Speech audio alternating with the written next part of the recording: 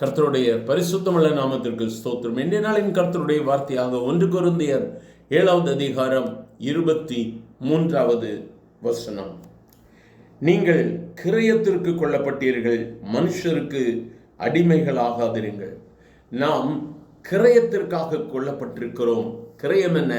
இயேசு கிறிஸ்துவின் ரத்தம்.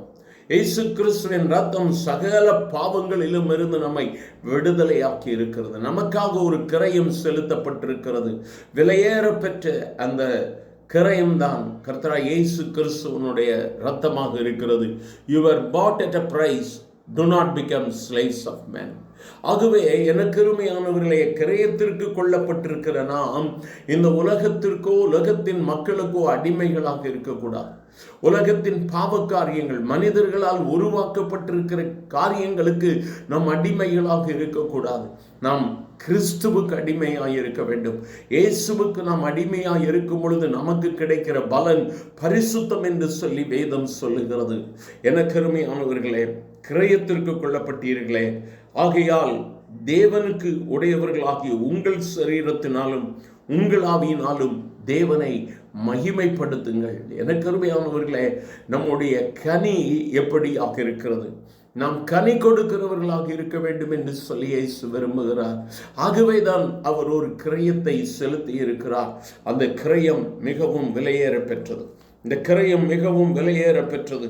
இந்த கிரயத்தை பெற்றிருக்கிற நாம் பாவத்திலிருந்து விடுதலையாக்கப்பட்டிருக்கிறோம்.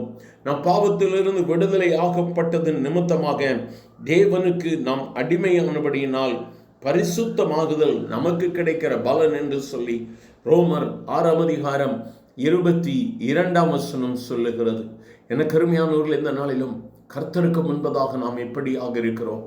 விலையேற பெற்ற இரத்தத்தால் மீட்டெடுக்கப்பட்டிருக்கிற நாம் சத்துருவின் கிரியைகளுக்கு அப்புறப்பட்டவர்களாக, என் ஆண்டவருக்கு நம்மை ஒப்பு கொடுத்தவர்களாக உம்முடைய இரத்தத்தால் மீட்டெடுக்கப்பட்டிருக்கிறேன். என் இயேசு எனக்குள்ளாக ஜீவிக்கிறார். இந்த மண்பாண்டத்திற்குள்ளாக அந்த விலையேறப்பெற்ற பொக்கிஷம் இருக்கிறது. நான் என் இயேசுவுக்கு கீழ்ப்படிய வேண்டும் என்கிற பயத்தோடு, நம்பிக்கையோடு, இயேசுவின் அன்பிலே அதிகமாக ஆழமாக சொல்ல கர்த்தர் என்று நமக்கு கிருபை அளிக்கும்படியாக நம்மோடு கூட பேசிக் கொண்டிருக்கிறார். இந்த வார்த்தைகளை கேட்கிற தேவ பிள்ளையே, நீ கிரயத்திற்காக கொள்ளப்பட்டிருக்கிறாய். உனக்கென்று சொல்லி ஒரு பணம் செலுத்தப்பட்டிருக்கிறது. உனக்கென்று சொல்லி ஒரு கிரயம் செலுத்தப்பட்டிருக்கிறது. அந்த கிரயம் தான் என் ஆண்டவர் ஆகிய இயேசு கிறிஸ்துவனுடைய ரத்தம். அந்த ரத்தத்தால் விடுதலையாக்கப்பட்டிருக்கிற நாம் இனி உலகத்துக்கு அடிமை அல்ல, உலகத்தின் மனிதர்களுக்கு அடிமை அல்ல. நாம் கிறிஸ்துவுக்கு அடிமை. நாம் கிறிஸ்துவனுடைய வார்த்தைகளுக்கு அடிமை. இந்த வார்த்தைகள் நம்முடைய வாழ்வை இன்னும் மேன்மைப்படுத்தட்டும். எங்கள் அன்பின் ஆண்டவரே, ஆசீர்வதிக்கப்பட்ட இந்த நல்ல காலை வேளைக்காக நன்றி. உம்முடைய சமூகத்தில் அமர்ந்து உம்மை நோக்கி ஜெபிக்க, ஸ்தோத்திரிக்க, துதிக்க நீர் தந்த கிருபைக்காக உமக்கு ஸ்தோத்திரம் ஆண்டவரே.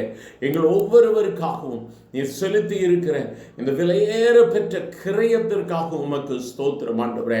அந்த இரத்தத்தினால் நாங்கள் மீட்டெடுக்கப்பட்டிருக்கிறோம். அந்த இரத்தத்தினால் நாங்கள் விடுதலை பெற்றிருக்கிறோம்.